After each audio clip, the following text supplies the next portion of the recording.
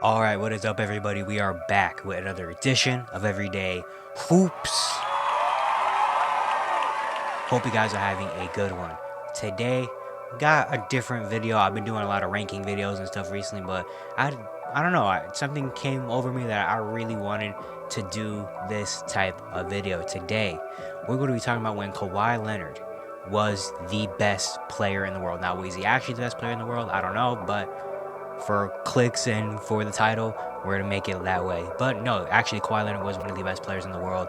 We're talking about Kawhi Leonard back in the 2019 season with the Toronto Raptors. It's actually really funny that right before I started recording this, I was like, oh, wait a minute, you know what? I have a Kawhi Leonard jersey from that era. This is a Kawhi Leonard Raptor jersey. Not even playing, I just had it. And I was like, oh, you know what? That would be really funny to put that on. But yeah, we're going in depth about back when Kawhi Leonard was one of the best players in the world, going through a full story. This took me a little while to make, to script out and all that stuff. So yeah, we're gonna get into it. Thank you guys for the views on the videos and the shorts recently. I really appreciate it. If you do like the content around here, consider subscribing, like, turn on notifications, do all stuff like that. I'd really appreciate it. It really helps out a lot. Join the membership. If you want to learn more about the membership, there's a video on my channel explaining all of it. You can go back and watch that. To my Twitters and all that stuff down in the description below. And yeah, don't waste any more of your time. Let's get right into it. In 2019, you can make a very good argument that Kawhi Leonard was the best player in the world. He was the Finals MVP, had a dominant playoff run full of amazing moments, and helped the Raptors secure their first championship in franchise history. But how did this happen? How did Kawhi Leonard deserve the title of best in the world? To start that story, we have to go back to the 2016-17 season. The San Antonio Spurs are coming into the 2016-17 season with high expectations, after winning 67 games the year before, but being bounced in the second round. With the retirement of their franchise legend, Tim Duncan, it was time to hand over the mantle to their next star. Tony Parker and Manu Ginobili were still around, but everyone knew that those two times are going to be up very soon. LaMarcus Aldridge was also on the team, and at 31 years old, he still had a lot of game left. But a younger guy would make a lot more sense to lead this team to the future, and that younger star's name was Kawhi Leonard. Leonard was their 15th pick that they traded for in 2011 out of San Diego State. He was a project pick at the time, but with a team that already had their structure, they could afford it. Leonard would slowly develop in the Spurs system, but I don't even think the Spurs themselves knew how much he would grow. Leonard had his first coming out party in 2014, where he would win Finals MVP for the Spurs after having an amazing series against the Miami Heat, who were looking for a 3-peat at the time, and more specifically, having a great defensive series against LeBron James, who was the best player in the world at that time. Leonard would continue to get better and better, as he won Defensive Player of the Year the next 2 years in a row after that, and in 2016, he made his first All-Star game, was selected to All-NBA First Team, and finished second in MVP voting, behind Stephen Curry. Coming into this season, people were waiting to see just how much better Kawhi would get. The Spurs have finished the season with a 61-21 record, finishing second in the West behind the Golden State Warriors. Leonard will have an amazing season, averaging a career high in points with 25.5 and assists with 3.5. Will also give you 5.8 rebounds and 1.8 steals on 48, 38, 88 shooting splits. He was an all-star starter while making All-NBA First Team and All-Defensive First Team for the second year in a row, as he finished third in MVP and DPOY voting.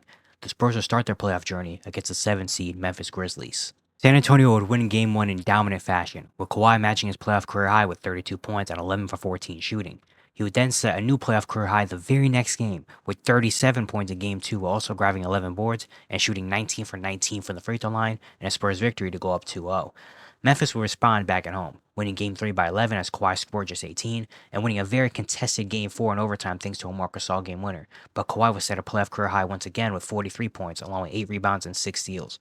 In a huge Game 5, Kawhi would score 28 on 9 for 16 shooting to give the Spurs a 3-2 series lead, then score 29 in Game 6 to advance the Spurs to the next round. Leonard would average 31 points, 6 rebounds, almost 4 assists, and 2 steals per game in the series on 54, 48, 96 shooting splits. Their next matchup will be against the 3rd seed, Houston Rockets. San Antonio would get destroyed in Game 1, losing by 24 points at home as Kawhi had 21, 11, and 6 but shot 5 for 14. They would give it back in Game 2, winning by 25 as Kawhi would dominate with 34, 7, and 8 on 13 for 16 shooting.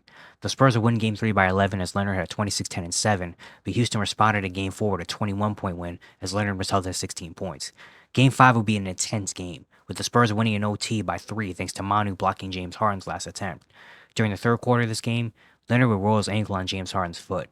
He would play limited minutes throughout the rest of the game but stayed out of the overtime period. He finished with 22 points and 15 boards.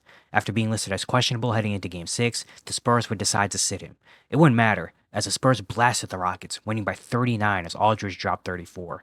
In the 5 games he played, Leonard averaged almost 24 points a game with just under 10 rebounds, 5 assists, a steal, and a block on 49, 45, 83 splits. The Spurs were headed to the conference finals to meet with the Warriors. This was a highly anticipated matchup. The two best teams in the league going at it in a 7-game series. What more could you ask for? We go to Game 1. Leonard will return for this game, and the Spurs got after it. Led by Aldridge's 11 points, the Spurs led by 14 after the first quarter. It would be Kawhi's turn in the second, as he scored 14 points in the quarter, and the Spurs would lead by as much as 25. They went into halftime with a 20-point lead. They would still have a 20-point lead early in the third, but then, with less than 8 minutes left in the quarter, Pachulia. Leonard fires from the corner. And Leonard goes down again. And he's in pain again in front of the Spurs bench. Leonard would get his ankle rolled up on Zaza Pachulia's foot, the same ankle that forced him to miss Game 6 just a few days ago. Kawhi would have to check out for the game and wouldn't return. This would help the Warriors come all the way back and win Game 1 by 2. This would be the biggest topic in probably sports at the time, accusing Pachulia of doing this on purpose, reacting to the Warriors' insane comeback, and the looming question, would Kawhi be back? The answer was no. Leonard would not return for the series, and the Spurs didn't stand a chance, being swept, leading to the Warriors winning the 2017 NBA Championship after beating the Cavs in 5 games. This was devastating, not only to the fans, who could now only wonder what that series would have been, but to the Spurs, who feel like they probably could have taken out one of the greatest teams of all time. This is where things started to take a turn. Going a few months after the injury, in August 2017, Kawhi's ankle is now healed, and the Spurs are now handing over his rehabilitation control to Kawhis Group, which is led by his uncle, Dennis Robertson, and his agent, Mitch Frankel. So now, they were in charge of getting Kawhi ready and healthy to start the 2017-18 season. We go a month later, September 2017. Training camps are about to start, and we are getting geared up for some NBA basketball. During those camps, the Spurs hold the annual Silver and Black scrimmage. It's just for the fans to see some Spurs basketball before the actual preseason and things start. But for this year, Kawhi Leonard doesn't play or even show up. It is later revealed that Leonard is in a rehab program for right quadriceps tendinopathy. He will miss the preseason, and there is no timetable. This is the first time we hear that Kawhi has a quad injury. I mean, he rolled his ankle last time we saw him, so where did the quad come from? Maybe it was that his ankle that led to the quad, I'm not exactly sure. But we know that Kawhi is rehabbing, and we don't know when to see him, but we should at some point. 2 weeks later, now in October 2017, 5 days before the first game of the season where the Spurs will play Minnesota, Greg Popovich announced that Kawhi will not play in the season opener and says there's still no timetable, saying, quote, "I don't gauge it. He's still rehabbing, and when he's ready, he'll be ready. I try not to qualify it," end quote. So now, this injury is going to force Kawhi to miss actual games. That sucks, but hopefully he'll be ready soon. A week later, still in October 2017, a day before the Spurs players' second game of the season against the Bulls in Chicago, a video is released of Leonard walking up the stairs to board the plane, and he looks...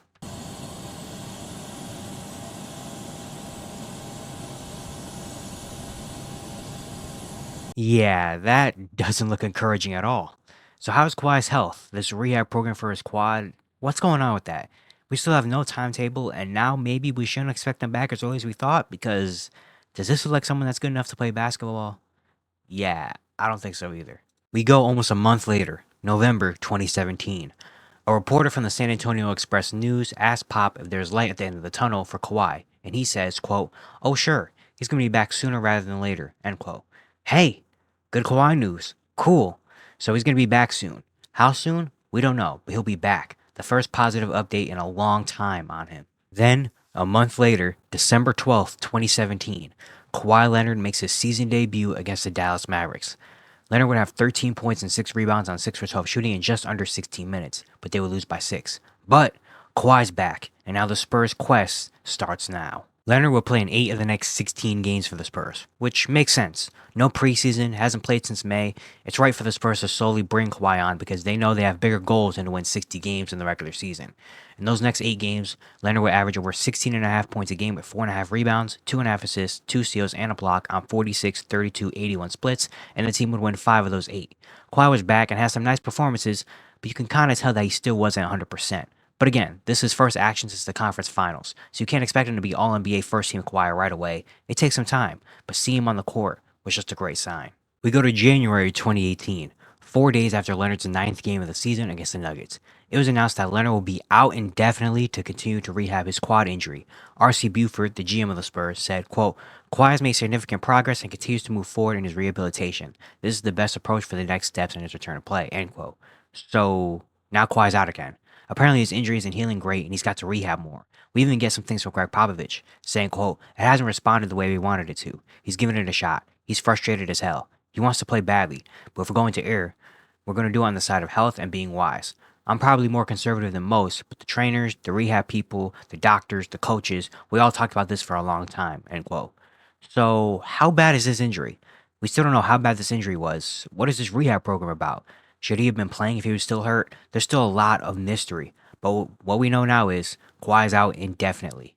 Then, the drama starts. 5 days after Kawhi is announced out indefinitely, a report from Woj drops. It is a report from him and Michael C. Wright, saying that there is a growing rift between Kawhi and the Spurs organization. In the report, it says that multiple sources describe Leonard and his camp as distant and disconnected from the Spurs organization. Remember, back in August, before training camps and everything, apparently the Spurs handed over Kawhi's rehab process to his camp, his uncle and agent. And now there are reports that they aren't giving the Spurs proper information. What's going on? Buford came out and denied this report, but he did say some interesting things. He said, quote, this has been difficult for everyone. It's been difficult for Kawhi. He's an elite level player. It's been difficult for the team because they want to play with a great teammate, and it's been difficult for our staff. Historically, we've been able to successfully manage injuries. This rehab hasn't been simple, and it hasn't gone in linear fashion, end quote. The rehab is what's wrong is what we're saying? Every quote that's been said in this situation so far has been about the rehab and how Leonard's body isn't working with it. There's even been a lot of mention about Tony Parker as well. Parker suffered a torn quad not too long ago, and now he's playing, and apparently it worked out well. Buford, Popovich, and even Tony himself mentioned how well Parker recovered from a, quote, even worse injury, but for some reason, Kawhi can't. One question. What is Kawhi's injury exactly? All we know is that it's a right quad, but it's not that horrible apparently since Tony Parker had a worse injury than recovered, and if he plays some games, then it can't be torn. There's still so much mystery to what exactly is going on, and now with this report of a rift, things are getting even more weird. We go a little later to February 2018. This is where things start to get more crazy.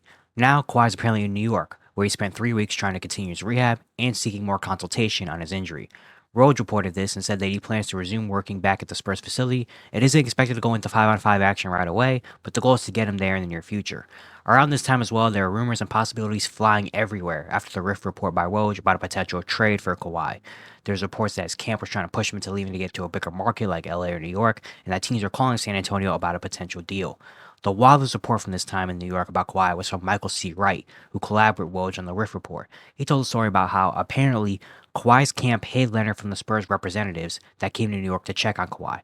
They hid him in another part of the building so they wouldn't have to update the Spurs on the progress Kawhi was making, and they couldn't find him but eventually left. What? So these rumors and reports about Kawhi's camp being distant from the Spurs and doing all these weird things is true? Is this camp pushing Kawhi to get away from San Antonio? Is any of this Kawhi's decision? This story is getting weirder and somehow even more mysterious. Then, a few days later, Pop told reporters, quote, I'll be surprised if he returns this season. Well, we only have X number of games left in the season, and he's still not ready to go. If by some chance he is, it's going to be pretty late into the season, and it's going to be a pretty tough decision, how late to bring somebody back. So that's why I'm just trying to be honest and logical. I'll be surprised if he gets back this year, end quote. Wow. So after all of this mystery and reports about rifts, at the end of the day, Pop tried to put it to bed by saying, no Kawhi this year most likely. That is tough, not only for him, but for the Spurs, as it looks like it will be a lost year for them. But hours after Pop says this, Rhodes reports that Kawhi is medically cleared to play. Wait, what? This all was happening around the All-Star break. So after Leonard was in New York, now he's back in San Antonio where the reps finally got to see him, and the doctors and outside doctors have cleared him to play, but the decision will be up to Kawhi if he plays or not. So earlier we think Kawhi's done for the year, but now he can play? What's happening? There are just more add-ons to this drama and story every month, and who knows what's going on or even what's real anymore. So now Kawhi can play, but only if he wants to? Sure, why not? After the report of him being medically cleared came out, reporters asked all of the Spurs about the news, and the answer were basically, cool, good for him, and we hope to get him back, but we can't focus on that right now because we got to play with the team we have. This is the way for the Spurs to kind of say, we don't care about this anymore. Let's just keep playing. And of course, a lot of people take this as the Spurs kind of giving up on Kawhi, in a sense. A month later, March 2018, Kawhi speaks for the first time with the Spurs this season. which is crazy because we have a month left in the year, but okay. In this conference, he says many things. He says that he intends to return this season, but when they ask when, he doesn't give a timetable either because why would he? We haven't had a timetable throughout all of this, why give us one now? He says the pain is diminishing and also denies the reports of the rift between the organization and him. They also ask him if he wants to finish his career with the Spurs, and he says, Yeah, for sure. so Kawhi's finally here. Will he play? Maybe. I mean, he said so, but with not much time left in the season, he'll have to make his decision soon. For the rest of March, things continue to keep going down the drain. There were a few reports of Leonard possibly returning, but those never came true, and it was getting very hard and frustrated to know when Kawhi will return, if he will at all. In the middle of March, apparently there was reports of a players-only meeting that happened where the Spurs players sat down with Kawhi and asked if he's going to play this season and what's going on. The reports of him playing only to then continue to sit out were not only affecting the fans, but now it seemed as though the players were starting to get frustrated by it. This meeting had a lot of varying reports. Some players said that it wasn't that deep or that intense, but other reports, especially from Kawhi's camp, said that he felt ganged up on and it was emotional. Who knows what actually happened? Only the players in there do. But this said a lot that a meeting even happened, because now we're seeing that the players don't even know what's going on, meaning that the organization still doesn't have a clue, and the reports and rumors of Kawhi's camp being secretive are becoming even more believable. A little after reports of the meeting, Ginobili and Parker has some interesting things to say. Manu said that he doesn't think Kawhi's coming back and that the reporters made them fall for the idea that he is, and they have to keep continuing to focus on the play with the team they have. Tony then says that he was in rehab for a long time because, remember, Parker suffered a torn quad not that long ago, and also mentions that his injury was, quote, 100 times worse. Now, the Parker quote was definitely taken out of context by a lot of people, as Tony only said this to try to help motivate Kawhi into coming back. But still, this made the drama even crazier. I mean, having the two pillars of the team, Parker and Ginobili, saying things like this, a lot more on Manu, but still, not a great look. Kawhi doesn't return for the rest of the regular season, where the Spurs finished 47-35, 7th in the West. They would face the Warriors in the first round, a rematch of last year's Western Conference Finals. Leonard would, of course, now play in this series as well. But not only that, didn't show up at all. Leonard wasn't even on the bench with the team or even in the facility with them. He was in New York, rehabbing. The Spurs would end up losing in 5 to the Warriors, who would win their third championship in 4 years after sweeping the Cavs in the finals. So, Kawhi only played 9 games in 2018 and cost the Spurs a lot, not only on the court, but in the media as well. I mean, the Spurs have always been a class act organization where things like this never happen. Now, everything about the Spurs was about what's going on with Kawhi. Is this relationship strained? Can he be fixed? Is he still hurt? What's going to happen now that he's entering the final year of his contract? Does he want to be here anymore? How will this play out? On May 1st, 2018, a little while after the Spurs were eliminated, Ramona Shelburne and Michael C. Wright released a very detailed story about the Kawhi Leonard situation with the Spurs. It has many things about what's been going on behind the scenes with Leonard, his camp, and the Spurs organization. A lot that came out of it was questioning Leonard's agent, Frankel, and his uncle, Dennis. Apparently, Dennis started to call the shots on Kawhi and started to leave the Spurs in the dark about what's going on with him. Frankel and Robertson took over the communication between Kawhi and the Spurs, and the relationship between them slowly started to become unhealthy. Also, reports that the Spurs are worried that they were trying to convince Kawhi to get to a bigger market like LA. A lot came out about Dennis, saying that a lot of former colleagues find him difficult and that he's trying to turn his nephew's success to help his marketing company. A lot about what's going on happened in that report, and if you want to actually read the whole thing, I'll leave it in the description, as well as a lot of other timelines and things that help me make this video if you want to go on that journey yourself. We move to next month, June 2018. Brian Elphys, who is Kawhi's old agent, filed a lawsuit against Frankel, Kawhi's current agent, for failing to pay Elphys' commission. Mitch Frankel was hired in 2016, just 2 years ago by Kawhi after he was Elphys for the first few years of Kawhi's career. Just more stuff to add on top of all of this. The next day, Greg Popovich was spotted in New York. You know who else was last reportedly in New York? Kawhi Leonard. It seemed as though Pop went to New York to maybe try and fix the relationship between Kawhi and the organization. There are even reports that the Spurs are going to offer him a max extension to stay, and many thought that this would work and they can put this whole situation to rest. Breaking news! It is the watershed Riverwalk moment that Spurs fans have been fearing for a while. Kawhi Leonard wants out of San Antonio. ESPN's Chris Haynes reporting Leonard has grown so frustrated with how the Spurs handled his injury this past season, he has decided to seek his walking papers. Yeah, that didn't happen. On June 15, 2018, Chris Haynes and Woj reported that Kawhi Leonard has requested a trade from the Spurs. Also, his preferred destination is the Lakers. In this report, it talks about how Leonard was frustrated with the way the Spurs handled his injury, and he feels like they turned on him after he sought out a second opinion. Talked about how there's a feeling of betrayal and that it isn't repairable. So there it is.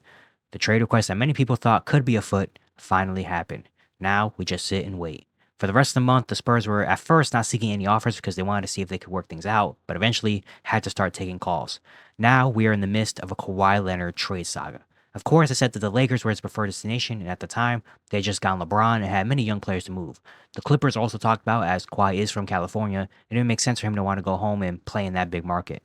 The Celtics are also mentioned as a team that would give up some things for Kawhi, as they had Kyrie and Hayward, and were coming off a playoff run led by their young stars whose values skyrocketed. Where would Kawhi Leonard be playing basketball for the 2018-19 season? The Spurs will send Kawhi Leonard and Danny Green to the Raptors for DeMar DeRozan, Jakob Poeltl, and a 2019 first-round pick. League sources tell me the Raptors and Spurs are getting on a trade call with the league office momentarily to finalize the deal. On July 18th, 2018, the Spurs traded Kawhi Leonard and Danny Green to the Toronto Raptors in exchange for DeMar DeRozan, Jakob Poeltl, and a protected 2019 first-round pick. This move shocked a lot of people. Not that Kawhi actually got moved, more so that he ended up in Toronto. The Raptors are coming off their best season in franchise history in 2018, winning 59 games and finishing first in the East, but they were swept in the second round by the Cavs. The Raptors were a good team for the past few years, but they couldn't get over the hump of LeBron.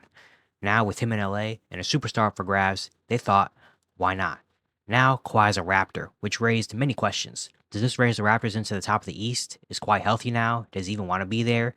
Will he play just 1 year and then leave and make this not worth it for Toronto? Well, let's see what happens.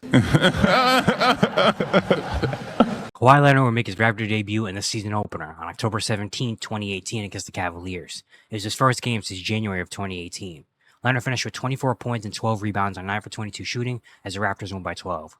Leonard had a good start with Toronto, as in October and November combined, he averaged 25 points per game with 8.5 rebounds, 3 assists, and over 1.5 steals on 48, 34, 83 splits, while playing in 17 of the 23 games in that span. In the 17 games he played, the Raptors were 14-3, and overall had a 19-4 record, the best in the league at that time. Leonard would look like the old Kawhi we knew, and possibly even better during the season. In a stretch from November 29th to January 27th, in 22 games he played, Leonard averaged 30 points per game with 7.5 rebounds, 3 assists, and 2 steals on 52, 39, 87 splits. He was third in the NBA in scoring throughout that stretch, only behind James Harden and Anthony Davis, and doing it in a very efficient way and playing great defensively. Some of the games during this stretch were incredible. Starting this stretch with a win in overtime against the Warriors, where he had 37 points and 8 rebounds. December 5th against the 76ers, he had 36 points, 9 rebounds, and 5 steals in an 11-point win. December 21st against Cleveland, he had 37 points on 12 for 16 shooting. January 1st against Utah, he scored a career-high 45 points, including a third quarter where he shot 7 for 7 with 19 points. On January 11th against the Wizards, he scored 41 points while having 11 rebounds, 5 assists, 3 steals, and 2 blocks in a double overtime win.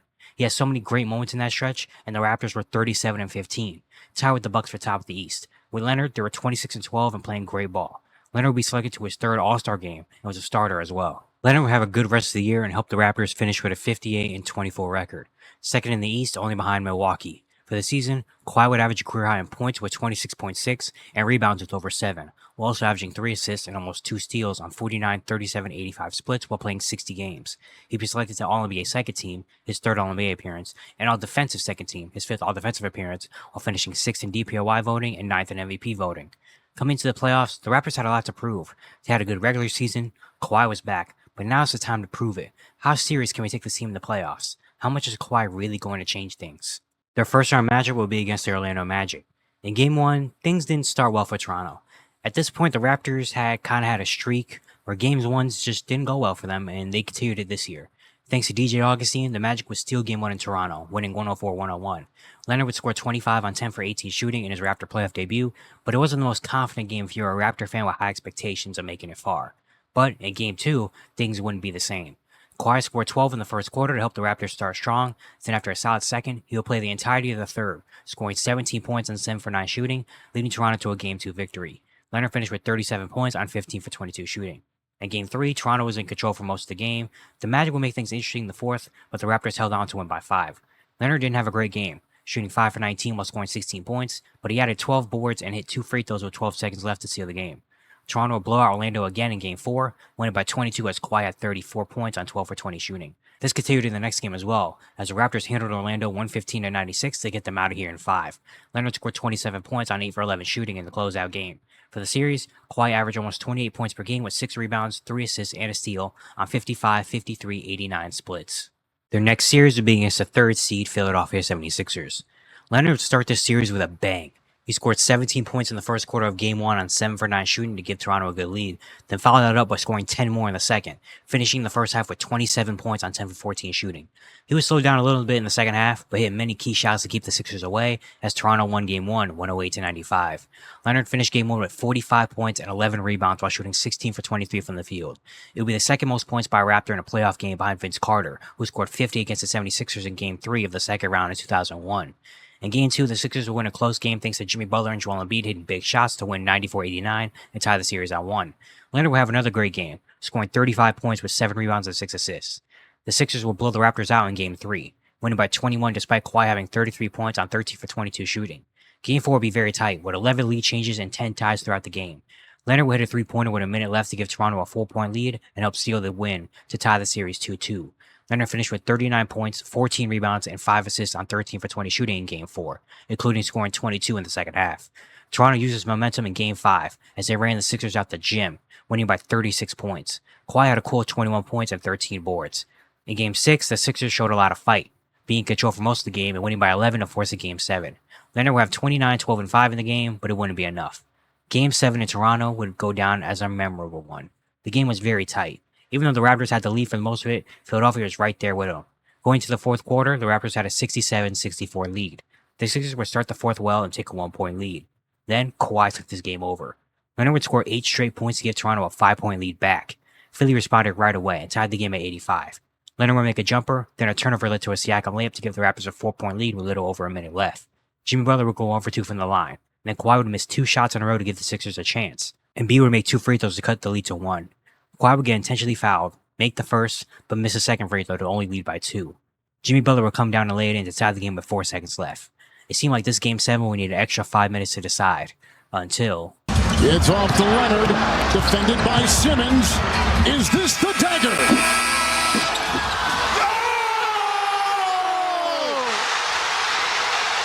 Game!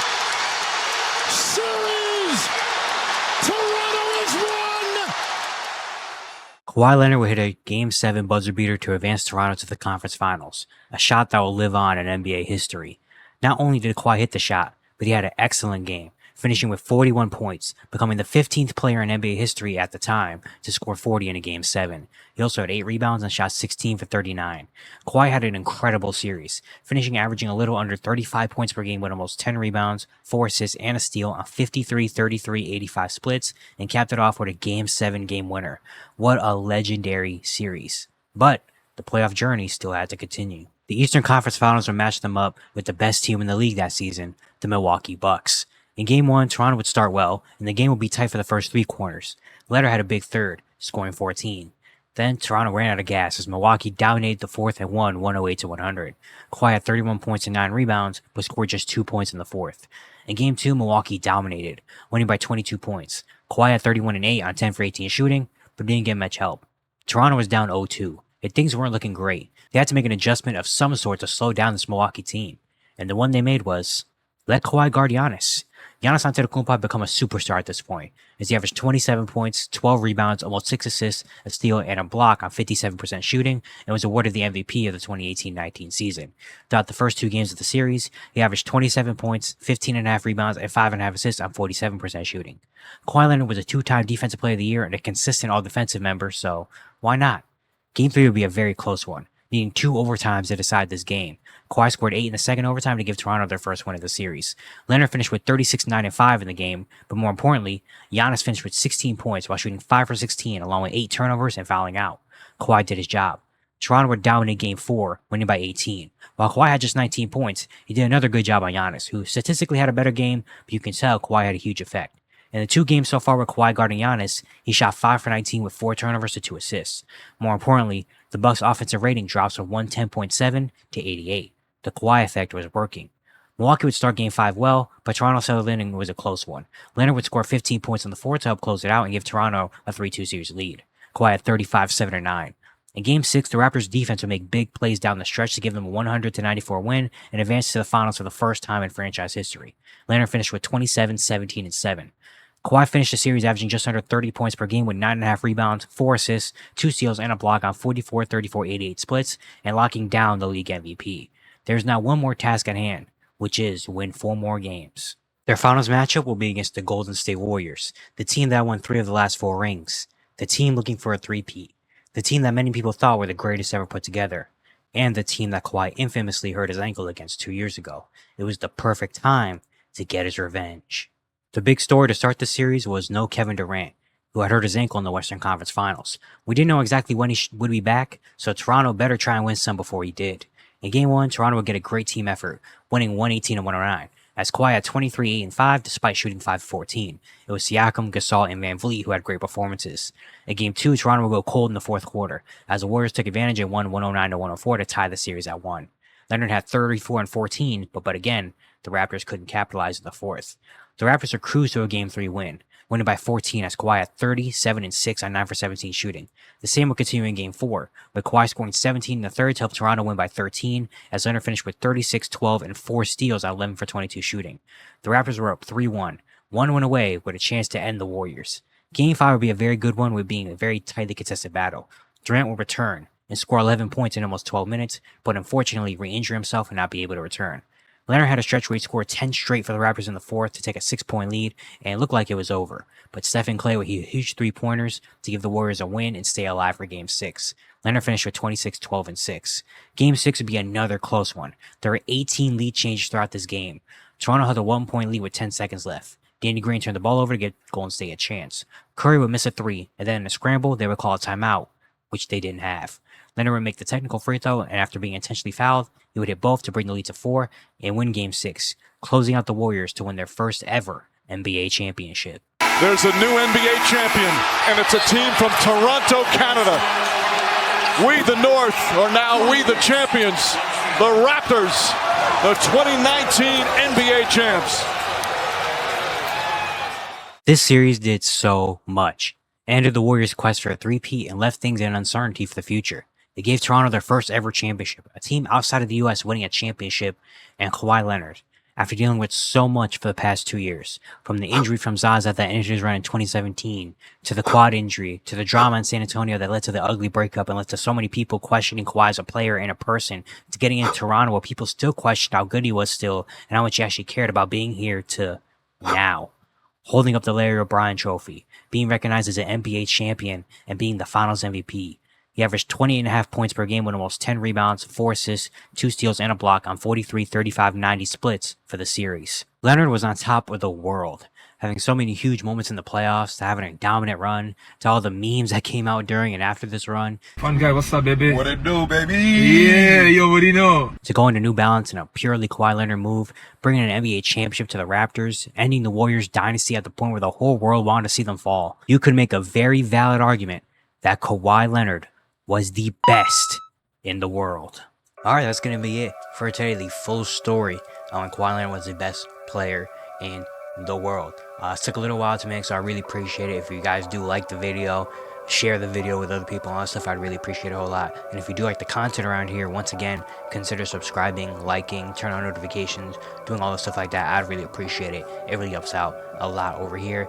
And yeah, if you want to see me do more videos like this, maybe, because I gladly will, leave it down in the comments below. And yeah, I'll see you guys tomorrow.